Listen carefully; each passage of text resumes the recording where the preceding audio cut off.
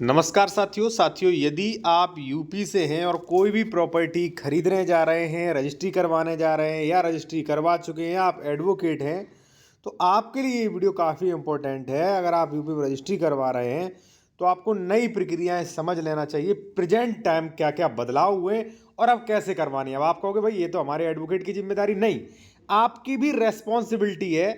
आप भी थोड़े से कानून समझ लीजिए, आपको पूरा समझ में आ जाएगा।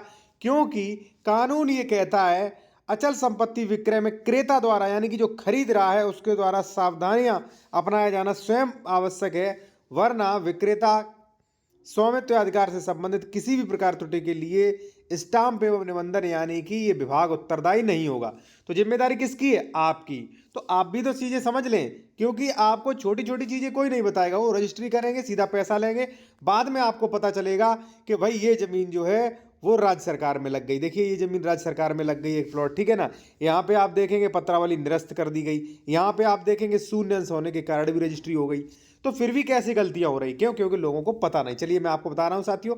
और उससे पहले मैं कहूंगा साथियों कि अगर आप किसी भी मैटर में विशेषज्ञ द्वारा कंसल्टेशन, कानूनी सलाह लेना चाह रहे हैं या कोई भी अपना डॉक्यूमेंट्स वेरिफिकेशन करवाना चाह रहे हैं, जमीन सही है कि नहीं, डबल रजिस्ट्री या कोई भी मान लीजिए केस पेंडिंग तो नहीं, 143, 80, 98, वो आप बेहतर तरीके से चेक करवा सकते हैं विशेषज्ञ द्वारा। कॉन्टैक्ट नंबर वीडियो को डिस्क्रिप्शन में मिल जाएगा या ये भी दिया गया, स्क्रीनशॉट ले सकते हैं। डायरेक्ट कॉल ना करें, व्हाट्सएप पे मैसेज पहले करें, ठीक है।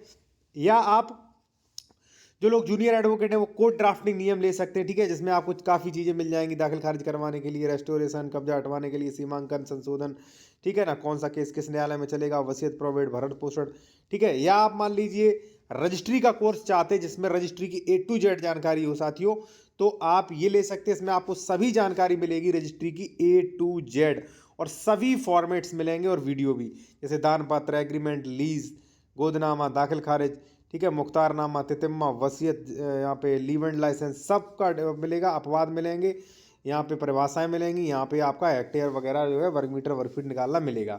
लेना है तो इसका स्क्रीनशॉट ले सकते हैं, व्हाट्सएप नंबर ये दिया गया, और आपको ये लेना है तो इसका भी स्क्रीनशॉट ले सकते हैं। आधे सीधा अपने टॉपिक पर। देखिए साथियों, अगर आप जमीन खरीद रहे हैं तो सबसे बड़ा जो दायित्व है आपका वो है डॉक्यूमेंट्स चेक कराना, ठीक है ना। अब या करना तो क्या क्या चेक, ये पूरा ऑफिशियल नोटिफिकेशन है भाई, सामान्य जानकारी।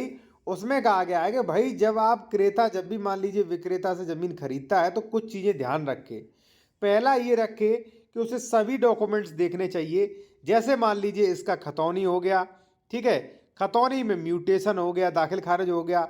उसके बाद साथियों श्रेणी किस श्रेणी की जमीन है, खातेदार का वर्ग क्या है, ठीक है, ये सारी चीजें आपको पता करनी है और पूरा रजिस्ट्री चयन पता करना है, ठीक है। दूसरा, क्रेता को संबंधित भूमि संपत्ति के पहचान भौतिक सत्यापन स्वयं कर लेना चाहिए। वहां पे आसपास जाना चाहिए कि भाई इस पे कोई केसेस तो नहीं चल रहा, मौके पर विवाद तो नहीं है, ठीक है ना, ये सारी चीजें पता करने चाहिए, ठीक है। यहाँ पे आप देखेंगे आसपास उपस्थित व्यक्तियों से भी पूछताछ करके संबंधित ग्राम सभा राजस्व का नक्शा, संबंधित कॉलोनी का लेआउट प्राप्त करना चाहिए। डॉक्यूमेंट्स प्राप्त करके आप इसकी जांच पड़ताल कर सकते हैं स्वयं, ठीक है। और मैं कहूँगा अगर मान लीजिए आप हमारी मदद लेना चाहते हैं, हमसे जो डॉक्यूमेंट चेक कराना चाहते हैं, तो कॉन्टैक्ट नंबर यहाँ पे वीडियो को डिस्क्रिप्शन में मिल जाएगा, ठीक है। क्रेता को विक्रेता की पहचान सुनिश्चित कर लेनी चाहिए। क्रेता को पूर्व में हुए किसी भी अन्य सौदे, यानी कि आप ए से रजिस्ट्री करवा रहे हैं इस प्रॉपर्टी की, तो आपको यह भी पता करना है कि आप 2025 में खरीद रहे हैं, तो ऐसा तो नहीं ए ने 2020 में ही रजिस्ट्री कर दी हो, या एग्रीमेंट कर दिया हो, वसीयत कर दी है, दान पत्र करा दिया हो, या 24 में ही किसी से एग्रीमेंट कर लिया हो, हमें 25 में कर दे, तो आपकी अमान्य हो जाएगी, ठीक है ना। दूसरी बात, यहाँ पे लिखा है विक्रेता का यह दायित्व है कि वह अचल संपत्ति संबंधी स्वामित्व समस्त जो है अभिलेख प्रतियां क्रेता से प्राप्त कर ले और जो है अपना जांच पड़ताल कर ले, और तब तक के लिए अपना आप एग्रीमेंट कर सकते हो। तो कहने का मतलब साथियों ये है कि आप अगर जमीन खरीद रहे हैं तो आपकी रेस्पॉन्सिबिलिटी है डॉक्यूमेंट्स चेक करना। अब डॉक्यूमेंट्स में क्या क्या आप चेक करें वो भी मैं थोड़ा फिर से बता दूं आपको नॉर्मल भाषा में। सबसे पहले तो साथियों आपको ये चेक करना है कि जो जमीन बेच रहा है उसके पास जमीन आई कहां से, पूरा रजिस्ट्री चेन, ठीक है ना। फिर डॉक्यूमेंट्स, खतौनी में श्रेणी नंबर, खातेदार का वर्ग, कौन सा केस चल रहा है, सभी आदेश, लोन, ठीक है, बंधक, उसका शेयर, सारी चीजें चेक करनी।